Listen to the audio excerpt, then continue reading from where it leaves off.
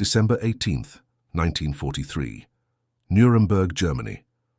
The winter air hung heavy with frost as Officer Friedrich Weber completed his morning inspection, the morning light casting long shadows across the labor camp's administrative buildings. He believed, as did most of his colleagues, that the strict separation between Germans and those they imprisoned was as natural and immutable as the changing of seasons. Before we dive into this story, drop a quick hi in the comments and tell me where you're watching from. It really helps support the channel. This is the story of how one man's encounter with a prisoner named Hana Abramovich would transform not only his own life, but challenge the very foundations upon which he had built his understanding of the world. Friedrich Weber straightened his uniform as he prepared for another day of duty. At 32 years of age, he had become accustomed to the routines of his position, overseeing administrative work at the labor camp near Nuremberg.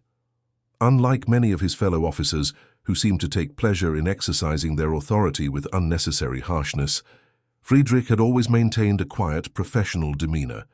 He wasn't particularly political. He had joined the security forces before the war simply because it offered stability and a respectable position in society. "Morning inspection complete, Commandant," Friedrich reported, standing at attention in the office of Commandant Gerhard Müller, a stern-faced man in his 50s whose thinning grey hair was meticulously combed to the side. "Excellent. Officer Weber, there's a matter I need you to attend to," the Commandant replied, not looking up from the paperwork on his desk. "The administrative office is being reorganized. We're bringing in some prisoners with clerical skills to handle the increasing paperwork. I want you to oversee this operation." Friedrich nodded, keeping his face neutral despite his surprise. "Yes, sir. When does this begin?" "Today. 10 prisoners will be arriving within the hour. They've been selected for their skills in accounting, typing, and language abilities. Your job is to ensure they complete their work efficiently and accurately." Now Müller looked up, his cold eyes fixing on Friedrich. "Remember, Officer Weber, they are here to work. Maintain proper distance and authority at all times." "Of course, Commandant," Friedrich replied with a crisp nod. As he left the office, Friedrich felt a slight unease. He had thus far managed to maintain his position without direct oversight of prisoners, working primarily on logistical matters that kept him in the administrative buildings and away from the main camp. Now that was changing. At precisely 9 o'clock, a small group of prisoners was escorted into the administrative building by 2 guards. Friedrich stood with his hands clasped behind his back, observing the newcomers. There were 7 men and 3 women, all thin but not emaciated, dressed in the standard striped uniforms. They stood with downcast eyes, hands at their sides. "These are the selected workers for the administrative office," announced Sergeant Dieter Kraus, a brutish man with a perpetually red face. "They've been briefed on their duties and the consequences of any mistakes." He emphasized the last word with a threatening glare at the prisoners. "Thank you, Sergeant. I'll take over from here," Friedrich said formally, waiting until the other guards departed before addressing the prisoners. "You will be working in this building, handling correspondence, filing, and accounting. Your work must be precise and efficient. Any errors will be noted. You will work from 9 in the morning until 6 in the evening, with 1 break at midday." He assigned each prisoner to a specific desk and task. One of the women, slight in build with dark hair pulled back tightly, was assigned to translation work. Friedrich noted from her file that she spoke 5 languages fluently: German, French, Polish, English, and Russian. "Your name?" he asked, as he showed her to a small desk in the corner of the main office. "Hana Abramovich," she replied quietly, her German perfect, but with a trace of an accent that suggested it wasn't her first language. "You'll be translating these documents from French and Polish into German," he explained, placing a stack of papers on her desk. "The completed translations go in this tray. You are to speak only when spoken to, and remain at your desk unless given permission to move." She nodded, her eyes, a striking deep brown, briefly meeting his before looking down at the work before her. "Yes, sir." For the first few days, Friedrich maintained a professional distance from all the prisoner workers, checking their work periodically and providing brief, impersonal instructions when necessary. He noticed, however, that Hana's translations were exceptionally well done, capturing nuances that even he, with his university education, might have missed. On the fourth day, he found himself standing beside her desk, reviewing her latest translations. "Your German is excellent," he commented, surprising himself with the unsolicited observation. Hannah looked up cautiously. "Thank you, sir. I studied German literature at the University of Warsaw before the war." Friedrich raised an eyebrow. "Literature? Which authors?" A flicker of something, perhaps surprise at his interest, crossed her face. "Goethe, Schiller, Mann, Kafka." She hesitated. "And Heine, though I understand he's not currently favored." Friedrich knew she was referring to Heinrich Heine, the German poet of Jewish ancestry, whose works had been banned and burned. He chose not to comment on this potentially dangerous observation. "And what did you do after university?" he asked instead, keeping his voice neutral. "I was a translator for a publishing house in Warsaw," she replied. "We specialized in academic and literary works." Friedrich nodded and moved on, but the brief exchange left him thoughtful. It was the first time he had considered the life that existed before for any of the prisoners, the education, careers, and normal lives that had been interrupted. As the weeks passed, the prisoner workers settled into their routines. Friedrich found himself increasingly impressed with Hannah's work in particular. Her translations were always accurate, her handwriting neat and legible, and she completed her tasks with quiet efficiency. Occasionally, he would find small notes in the margins of her translations, clarifying an ambiguous phrase or suggesting an alternative interpretation that might better capture the original meaning. One afternoon in late January, Friedrich found Hannah struggling with a particularly technical document related to industrial machinery. "Is there a problem?" he asked, noticing her frustrated expression. "This document contains specialized terminology I'm not familiar with," she explained. "I want to ensure the translation is accurate, but I'm uncertain about these terms." She pointed to several words in the French original. Friedrich hesitated, then pulled up a chair to sit beside her, a clear violation of the rules about maintaining proper distance. "I studied engineering before joining the security forces," he said quietly. "Let me see if I can help." Together they worked through the document, Friedrich explaining the technical terms, and Hannah skillfully incorporating them into her translation. It was the longest conversation they had shared, and Friedrich was struck by her intelligence and precision of thought. "Thank you, Officer Weber," she said when they had finished, her voice carrying a note of genuine gratitude. "You're welcome," he replied, suddenly aware of how close they were sitting. He stood quickly and straightened his uniform. "Your attention to detail is commendable."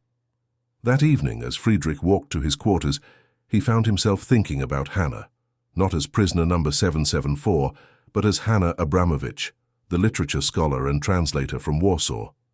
It was a dangerous line of thinking, he knew, but one he couldn't entirely suppress. The next morning, Friedrich arrived at the administrative building to find Sergeant Kraus berating one of the male prisoners for a minor error in his filing system. "These must be alphabetized correctly," Kraus was shouting, his face inches from the trembling man's. "Are you trying to sabotage our operations with your incompetence?" "No, sir," the prisoner replied, eyes fixed on the floor. "I apologize for the mistake." Kraus raised his hand as if to strike the man, and Friedrich intervened without thinking. "Sergeant Kraus," he said sharply, "a word, please." The red-faced sergeant turned to him with obvious irritation.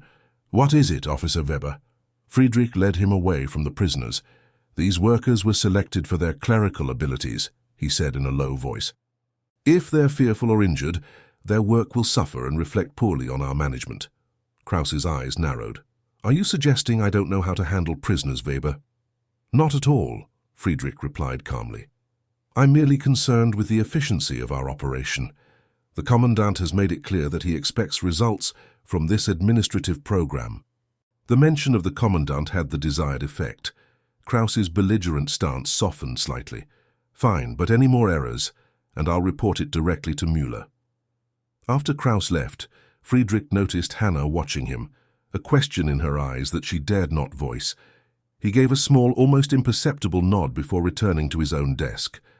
That afternoon, as the workday was ending and the prisoners were being lined up to return to their quarters, Friedrich noticed Hannah discreetly slide a small folded paper under a paperweight on his desk. His heart raced. Such communication was strictly forbidden and could result in severe consequences for them both. He waited until everyone had left before unfolding the note. In neat, precise handwriting were the words, "Thank you for your intervention today. Humanity in small actions means everything now." Friedrich stared at the note, knowing he should report this breach of protocol immediately. Instead, he carefully burned it in the small stove that heated the office, watching as the evidence of this dangerous connection turned to ash. February brought bitter cold and increasing pressure on the administrative staff as the demands for reports and documentation grew. Friedrich found himself working late most evenings, often alone in the office after the prisoners had been escorted back to their quarters. One such evening, he was surprised when the door opened and Hannah was brought in by a junior officer. "Officer Weber," the young man said, "Commandant Müller requires an urgent translation of these documents by morning. He ordered the prisoner to complete it tonight." Friedrich took the documents, communications in French regarding industrial production quotas, and nodded. "I'll supervise the prisoner. You may return to your duties." After the junior officer left, Friedrich placed the documents on Hannah's desk. "These need to be translated by morning," he said, maintaining his official tone in case anyone was listening. Hannah sat down and began working immediately. Friedrich returned to his own desk, but found himself watching her more than focusing on his own tasks.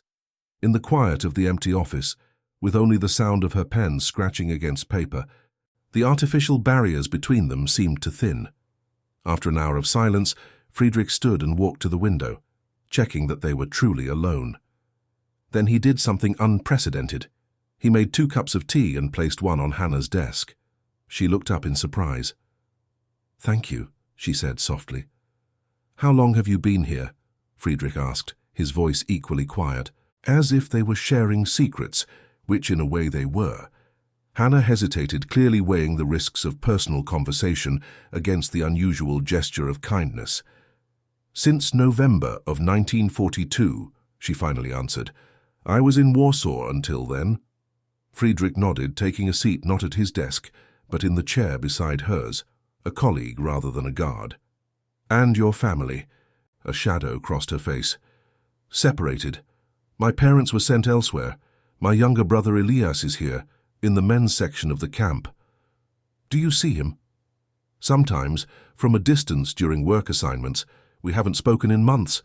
She paused, then looked directly at Friedrich. "May I ask you something, Officer Weber?" He should have said no, should have maintained the distance his position required. Instead, he nodded. "Why are you different from the others? You treat us like people." The question hit him like a physical blow, simple yet profound. Why was he different? Had he always been, or had something changed? "I don't know," he answered honestly. "Perhaps because before this, I saw people as people." They lapsed into silence as Hannah continued her translation. When she finished near midnight, Friedrich read through her work, impressed as always by her skill. "It's excellent," he said. "You should rest now." As he escorted her back toward the prisoners' quarters, they walked side by side rather than with him behind her, as protocol dictated. In the darkness of the winter night, with snow beginning to fall around them, they were momentarily just a man and a woman walking together. "Thank you," she said, as they approached the guarded entrance to the women's quarters. "For the tea, for the conversation." Friedrich nodded, suddenly unable to speak. As he watched her disappear into the building, he felt something shift inside him, a certainty that nothing would be the same after this night. The following weeks brought a subtle but significant change in their interactions.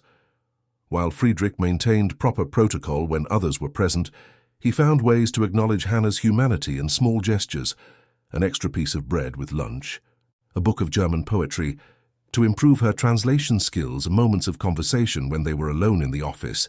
Hannah, too, grew bolder in their private exchanges, sharing stories of her life in Warsaw, her family's bookshop where she had first fallen in love with literature, her dreams of becoming a professor before the war changed everything. "What about you?" she asked one evening as they worked late again. "Did you always want to be a—" She hesitated. not wanting to use the word guard or any term that would emphasize the reality of their situation. "An officer?" Friedrich supplied. "No, I studied engineering, as I mentioned. I had plans to work for a manufacturing firm in Munich." He paused, thinking back to his younger self and his abandoned ambitions. Then there was the economic collapse, and security forces were hiring when few others were. It seemed practical at the time. "And now?" Hannah asked softly. Friedrich looked at her for a long moment. "Now I'm not certain of anything anymore. In early March, an incident occurred that accelerated their dangerous connection. A new guard, eager to prove himself, began harassing the administrative workers, particularly the women. Friedrich observed him standing too close to Hannah one morning, commenting on her appearance in a way that made her visibly uncomfortable. "Officer Schneider," Friedrich said sharply, "you're needed at the main gate." "I wasn't notified of any assignment at the gate," Schneider replied with a smirk. "You're being notified now by me." Friedrich's tone left no room for argument. Later that day, Schneider confronted Friedrich in the officers' mess hall. "You seem very concerned about the welfare of that female prisoner," he said, loud enough for others to hear. "Should the commandant be made aware of your professional interest?" Friedrich felt a cold fear grip him, but kept his expression neutral. "The prisoners in the administrative office are valuable for their skills, Schneider. Harassment interferes with productivity. The commandant is quite clear about prioritizing efficiency." Several of the older officers nodded in agreement, and Schneider backed down, but Friedrich knew he had made an enemy, and worse, that his actions regarding Hannah were becoming noticeable. That night, unable to sleep, Friedrich faced the truth he had been avoiding. He had feelings for Hannah that went far beyond compassion for a fellow human being. It was not just dangerous, it was forbidden by every rule of the system he served. And yet he could no more deny these feelings than he could stop breathing. The next day, he made a decision that would alter the course of both their lives. During Hannah's midday break, when she was permitted to walk in the small courtyard adjacent to the administrative building, Friedrich approached her. "Hannah," he said quietly, using her first name without the formal prisoner designation for the first time, "I need to speak with you." She looked around anxiously, but they were momentarily alone. "Yes?" "I'm being transferred," he said, the lie painful but necessary. "To another facility. I leave next week." Her face paled. "I see. Before I go, I need to tell you something." Friedrich took a deep breath. "You asked me once why I'm different. The truth is I wasn't, not really. I followed orders without question for years. It was meeting you that changed everything. You reminded me what it means to be human." Hannah's eyes filled with tears that she quickly blinked away. "Why are you telling me this?" "Because I'm going to help you," Friedrich whispered. "You and your brother. I've made contact with people who can arrange papers, transportation. It's dangerous, but possible." Hannah stared at him in disbelief. "Why would you risk your life for people you barely know?"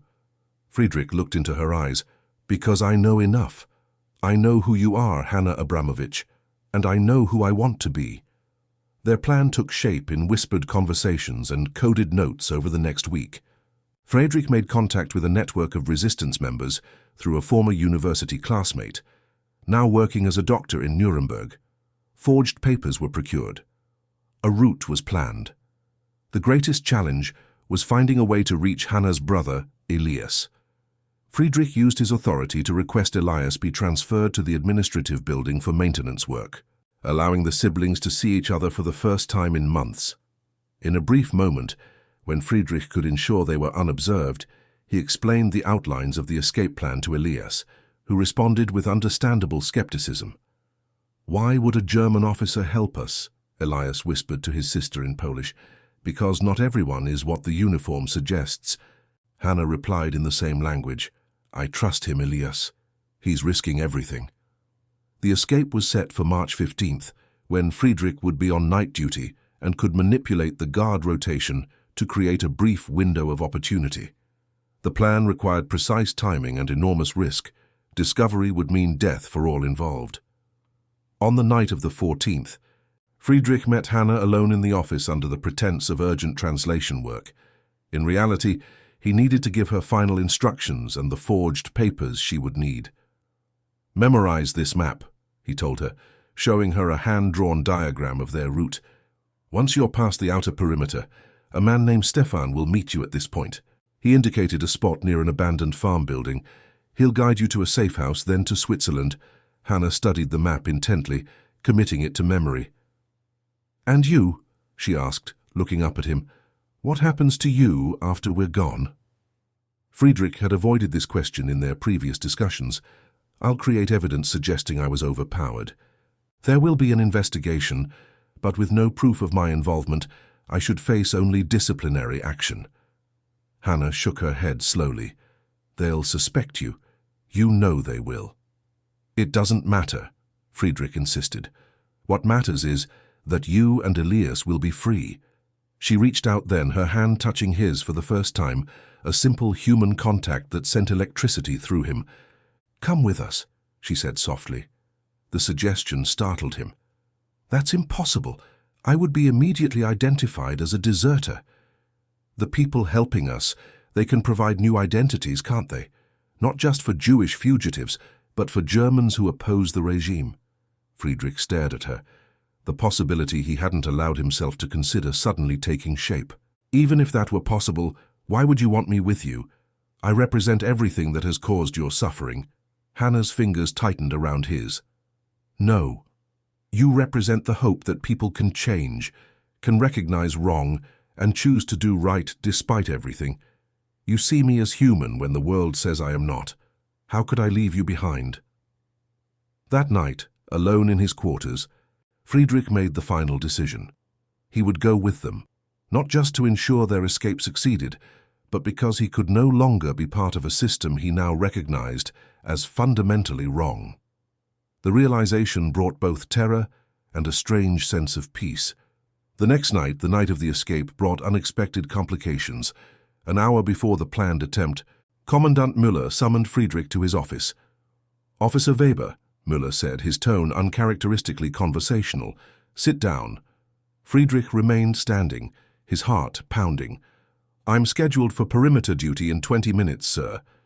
"That's been reassigned," Müller said, waving a dismissive hand. "I wanted to inform you personally that your request for transfer has been approved." Friedrich felt the blood drain from his face.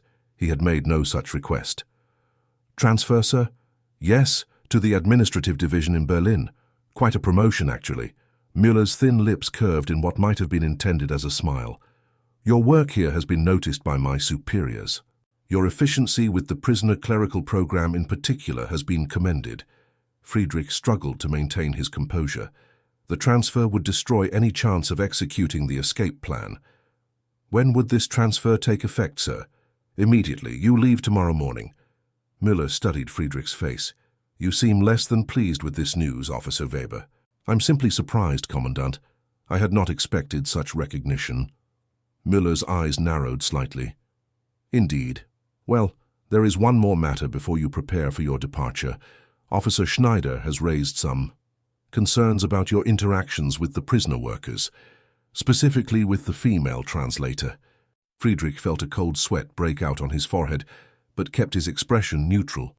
"I maintain professional relationships with all workers under my supervision, sir."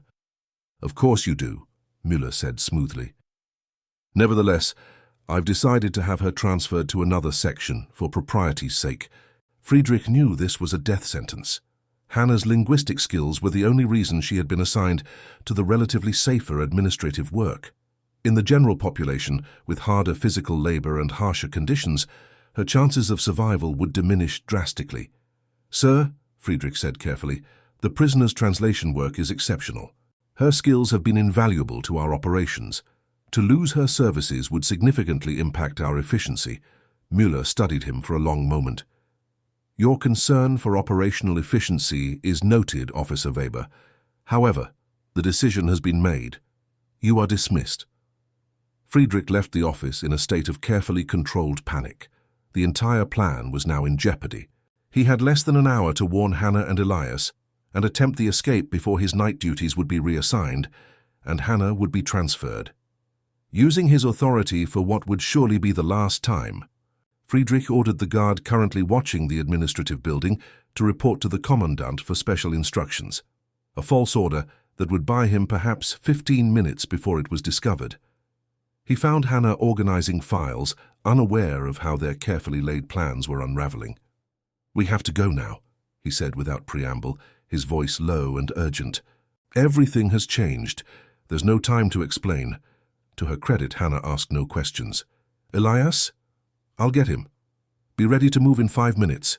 Bring nothing but the papers I gave you." Friedrich hurried to the maintenance shed where Elias was working. "Now," was all he said. Within minutes, the three of them were moving through the shadows toward a service gate that was part of their original escape route.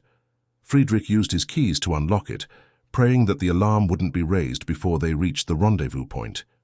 They were halfway to the outer perimeter when shouts and the sound of a whistle pierced the night air. "They've discovered we're missing," Elias whispered, his face pale in the moonlight. "Keep moving," Friedrich urged, guiding them toward a drainage ditch that ran under the final fence, their planned exit point. As they reached the ditch, floodlights suddenly illuminated the area, and a voice called out, "Stop immediately or we will open fire." Friedrich pushed Hannah and Elias toward the drainage pipe. "Go! I'll hold them off." "No." Hannah grabbed his arm. "Together or not at all." The patrol was closing in, their flashlight beams sweeping the ground. In seconds they would be spotted. Friedrich made a split-second decision. Pulling out his service pistol, he fired 2 shots into the air. "That way!" he shouted to the approaching guards, pointing in the opposite direction from the drainage ditch. 3 figures heading toward the eastern fence. The guards hesitated, then changed direction, moving toward the area Friedrich had indicated. "Now," he whispered to Hannah and Elias, and the 3 of them crawled into the drainage pipe, moving as quietly as possible through the cold, muddy water. They emerged on the other side of the perimeter fence, in a small wooded area that provided some cover. Friedrich knew they had minutes at most before the entire area would be swarming with search parties. "The rendezvous point is a kilometer north," he said, orienting himself in the darkness. "We need to move quickly but carefully." They made their way through the woods, every snapping twig and rustling leaf sounding impossibly loud in the tense silence. Hannah stumbled once, and Friedrich caught her arm, steadying her. Their eyes met briefly in the darkness, and despite the danger, he felt a surge of certainty that he had made the right choice. After what seemed like hours, but was probably less than 30 minutes, they reached the abandoned farm building where their contact was supposed to meet them. There was no sign of anyone. "We're early," Friedrich whispered, checking his watch in the dim moonlight. "Or they're late." They huddled in the shadows of the crumbling structure, listening for pursuit. In the distance they could hear voices and see flashlight beams sweeping through the trees. "They're getting closer," Elias murmured. Friedrich made another decision. "You two stay here. Wait for the contact. I'll draw them away." "No," Hannah said firmly, gripping his hand. "We stay together." Before he could argue, a soft whistle came from the darkness beyond the farm building. Friedrich tensed, reaching for his pistol, then saw a figure approaching cautiously, a middle-aged man in workman's clothes. "Stefan?" Friedrich asked quietly. The man nodded. "You're the officer?" His eyes moved to Hannah and Elias. "And you must be the Abramovich siblings. We need to move quickly. They've set up roadblocks on the main routes." Stefan led them to a covered farm wagon hidden among the trees. "Get in and stay down," he instructed. "We have a different route planned, but it will take longer." As they settled into the wagon, hidden under burlap sacks and hay, Friedrich found himself pressed close to Hannah in the darkness. Her hand found his, fingers intertwining. "Thank you," she whispered, so softly he almost didn't hear. He squeezed her hand in response, unable to find words adequate for the moment. The journey was long and fraught with danger. Twice they were stopped at checkpoints, and Stefan had to present papers identifying himself as a farmer transporting supplies. Once they had to abandon the wagon and proceed on foot through a forest to avoid a military patrol. Throughout it all, the 3 fugitives remained silent, knowing that discovery would mean death. After 2 days of tense travel, they reached a small house near the Swiss border. There they met Maria, a stern-faced woman who provided them with new clothes and their final set of forged identity papers. "These should get you across," she told them, studying Friedrich with undisguised suspicion. "Though your accent will give you away if you speak too much," she added to him. "I'll say as little as possible," Friedrich assured her. They rested for a day, regaining their strength for the final leg of the journey, a nighttime crossing of the border through a remote mountain pass.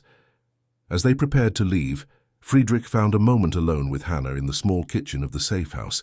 "Are you afraid?" she asked him, noticing his tense expression. "Yes," he admitted, "but not of being caught. I'm afraid of what comes after, if we succeed." Hannah tilted her head questioningly. "I've spent my life following orders, being part of a system," Friedrich explained. "Even when I began to see the wrong in it, I still understood my place now." He gestured vaguely. "Now I'll be starting over completely. A man without a country, without a past." Hannah considered his words. "Perhaps that's a gift," she said finally. "How many people get the chance to truly start anew, to define themselves by their choices rather than their circumstances?" Friedrich looked at her with wonder. "After everything you've endured, you still see possibilities where others would see only loss." "I have to," she replied simply. "Otherwise, they've truly won." That night, guided by a local farmer who knew the mountain paths, they began their final journey to freedom. The crossing was treacherous, steep, rocky terrain in near-total darkness, with the constant fear of border patrols. Elias, who had grown increasingly weak during their journey, stumbled frequently, requiring Friedrich and Hannah to support him between them. Dawn was breaking as they finally crossed into Swiss territory, the mountains behind them glowing pink with the first light of day. They had made it. They were free. In the small Swiss border town, they were taken in by members of a relief organization that helped refugees. Friedrich, Hannah, and Elias were given temporary housing, food, and medical attention. Elias, suffering from malnutrition and exhaustion, was hospitalized for several weeks. During this time, Friedrich and Hannah grew closer, their shared experience creating a bond that transcended their former roles as guard and prisoner. They spent long hours talking about the past and cautiously imagining a future. "What will you do now?" Hannah asked him one evening as they walked through the quiet streets of the town. Friedrich had been considering this question constantly. "I have some skills that might be useful, engineering training, administrative experience. But I need to do something that matters, that helps repair some small fraction of the damage my country has caused.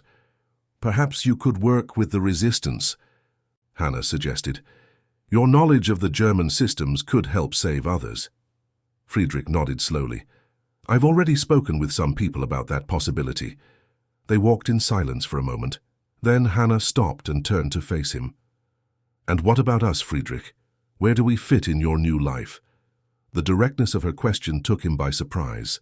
In the weeks since their escape, they had grown undeniably close, but neither had put words to the feelings developing between them. "Hannah," he began, then faltered. "I care for you deeply, more than I thought possible. But I was part of the system that imprisoned you, that separated you from your family.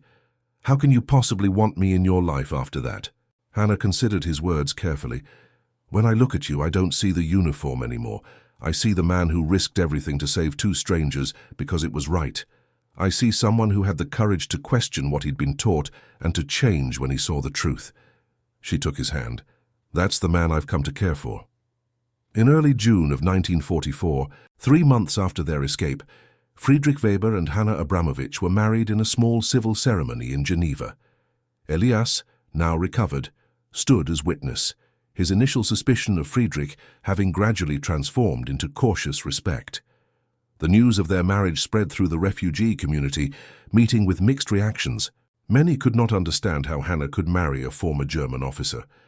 Others saw in their union a powerful symbol of hope, proof that human connection could transcend even the deepest divisions created by war and ideology. For Friedrich and Hannah, the reactions of others mattered less than the life they were building together. Friedrich began working with Allied intelligence, providing valuable information about German operations and helping to identify escape routes for others trapped behind enemy lines. Hannah used her language skills to assist refugee organizations, translating documents and helping displaced persons communicate with authorities. Their work was dangerous, even in neutral Switzerland. They faced threats from those loyal to the German cause, but it was meaningful. And in the quiet moments between their public duties, they created a private world of tenderness and understanding that helped heal the wounds of their pasts. As the war continued, news reached them of the advance of Allied forces across Europe. Friedrich listened to these reports with complex emotions, grief for the suffering of his homeland, but hope for the end of a regime he now understood to be fundamentally evil. In the spring of 1945, as the conflict neared its end, Hannah received unexpected news. Her parents, whom she had believed dead, had survived in hiding in rural France. The reunion, when it finally occurred in the summer after the war's end, was filled with tears, questions, and tentative joy. Hannah's father, Jacob Abramovich, a dignified man despite all he had endured, regarded Friedrich with understandable suspicion. "You were one of them," he said simply when they were first introduced. "Yes," Friedrich replied, not attempting to deny or justify his past. "I was." Jacob studied him for a long moment. "And now?" "Now I am trying to be worthy of your daughter's trust, to help rebuild what men like me helped destroy." Jacob nodded slowly, not offering forgiveness, for that was not his to give for the millions who had suffered, but acknowledging Friedrich's honesty. "Hannah tells me you are working to help others escape," he said finally, "that you use your knowledge of the German systems to save lives." "I try," Friedrich answered. "It seems a small thing against the magnitude of what happened." "Perhaps," Jacob conceded. "But it is something. And in times like these, something is better than nothing." It was not acceptance, not yet, but it was a beginning. In the years following the war, Friedrich and Hannah faced many challenges. There were those who never accepted their marriage, who saw it as a betrayal or an impossibility. There were nightmares and painful memories that both carried with them. There was the long, slow process of finding justice for the crimes committed and rebuilding lives shattered by conflict. But there were also moments of profound joy. The birth of their daughter Sophie in 1947, named after a German resistance leader. The opening of their translation and publishing house in Geneva in 1950. The gradual expansion of their family as cousins and distant relatives were located and reunited. Their home became a gathering place for people working toward reconciliation and understanding. Friedrich never hid his past, but neither did he allow it to define his future. Instead, he dedicated himself to education, speaking to youth groups about the dangers of blind obedience and the importance of moral courage. Hannah, drawing on her academic background, wrote a series of acclaimed essays on language, power, and resistance that were published throughout Europe. Together, they built a life that honored the suffering of the past while insisting on the possibility of a more humane future. Occasionally, particularly in the early years, they would encounter former guards or officials from the camp, men who had followed different paths after the war. These encounters were always tense, filled with unspoken accusations and defenses. One such meeting occurred in 1952, when Friedrich and Hannah attended a conference on reconciliation in Brussels. Among the attendees was Gerhard Müller, the former commandant, now living under an assumed name in Belgium. Friedrich recognized him immediately, despite the civilian clothes and the additional years. Müller recognized Friedrich too, the shock and anger evident in his face. "Traitor," he hissed when they found themselves momentarily alone in a corridor. Friedrich regarded him steadily. "No, I betrayed nothing worth loyalty." "You betrayed your country, your oath," Müller insisted. "I chose humanity over inhumanity," Friedrich replied calmly. "I chose to see people as people. That's the only choice that matters in the end." Müller glared at him, then at Hannah, who had appeared at Friedrich's side. "You threw everything away. For her? For my wife," Friedrich interrupted firmly. "For the mother of my child, for a brilliant scholar and translator, for Hannah." He took her hand. "The best decision I ever made." They walked away then, leaving Müller staring after them, perhaps for the first time confronting the possibility that the certainties upon which he had built his life might not be certainties at all. As the years passed, Friedrich and Hannah's story became known beyond their immediate circle. A journalist interviewed them for a book about unusual wartime experiences. A documentary filmmaker included their testimony in a project about resistance and rescue. University students wrote theses analyzing the ethical dimensions of Friedrich's choices and the possibility of redemption represented by their relationship. Not all the attention was positive. There were those who accused Hannah of betraying her people by marrying a former guard, those who saw Friedrich's actions as too little, too late. But there were also many who found in their story a reason to hope that human beings could change, could choose compassion over cruelty, connection over division. On the 20th anniversary of their escape, Friedrich and Hannah returned to Germany for the first time since the war. The visit was difficult for both of them, the landscapes and cityscapes triggering memories they had worked hard to process but could never fully escape. Standing in a rebuilt Nuremberg, looking at streets now filled with ordinary citizens going about their daily lives, Hannah slipped her hand into Friedrich's. "Does it feel strange?" she asked. "To be back?" Friedrich nodded slowly. "Like visiting another life, a life that belonged to someone else." He looked down at her, at the face that had become so dear to him over the years, now lined with the experiences of 2 decades together. "I'm not that person anymore." "None of us are who we were," Hannah replied thoughtfully. "That's the gift and the burden of surviving. We get to become something new." That evening, they attended a small gathering at the university, where Friedrich had been invited to speak to students about moral choice and personal responsibility. The lecture hall was packed, the audience listening in respectful silence as Friedrich described his gradual awakening to the reality of the system he had served.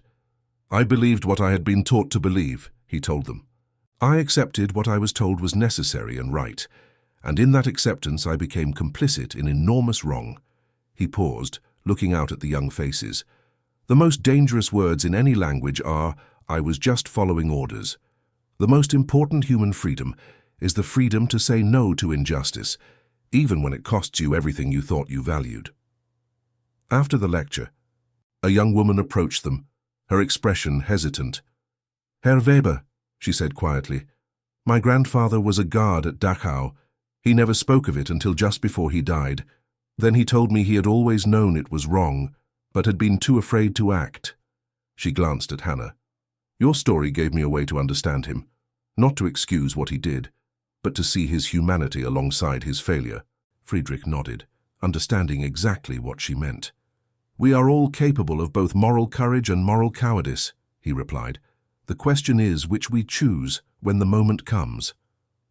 As they walked back to their hotel that night, Hannah leaned against Friedrich's shoulder.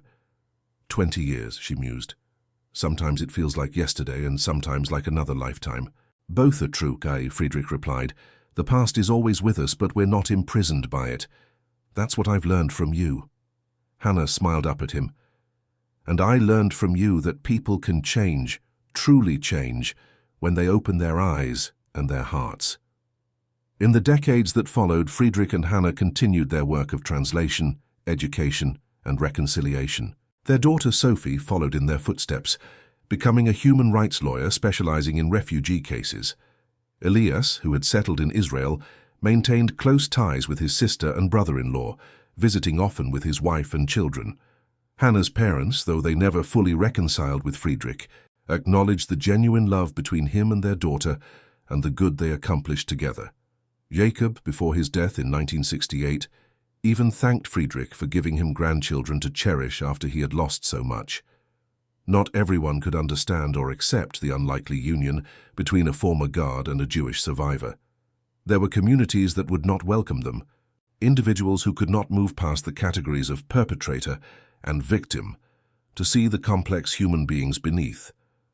But for every person who rejected their story, there were many more who found in it a profound message about the possibility of transformation, about the human capacity to recognize wrong, to choose differently, and to build something meaningful from the ruins of the past. When asked in their later years about the secret to their enduring relationship, Hannah would often quote the German poet Rilke. "Love consists in this, that two solitudes protect and touch and greet each other.